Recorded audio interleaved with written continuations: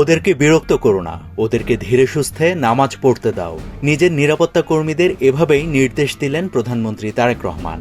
এরপর নিজে দাঁড়িয়ে থেকে নামাজরত ব্যক্তিদের প্রতি পূর্ণ শ্রদ্ধা দেখালেন প্রধানমন্ত্রী।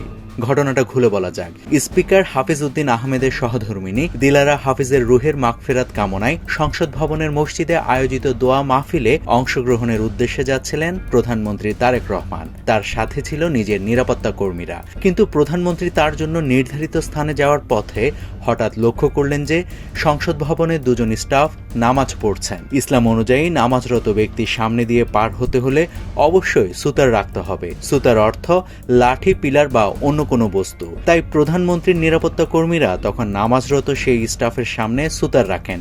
কিন্তু তারেক রহমান অত্যন্ত মমতা ও সহমর্মিতার সাথে বলেন, ওদেরকে বিরক্ত করো না, ওদেরকে ধীরে সুস্থে নামাজ পড়তে দাও। এরপর তিনি তার বিশাল নিরাপত্তা দল নিয়ে ততক্ষণ দাঁড়িয়ে অপেক্ষা করলেন যতক্ষণ সেই দুই স্টাফ নামাজ আদায় করেছেন।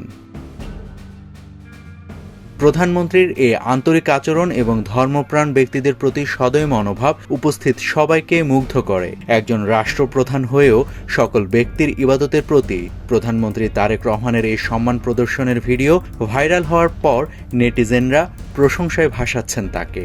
নাভিদ হাসান, সোনালী নিউজ।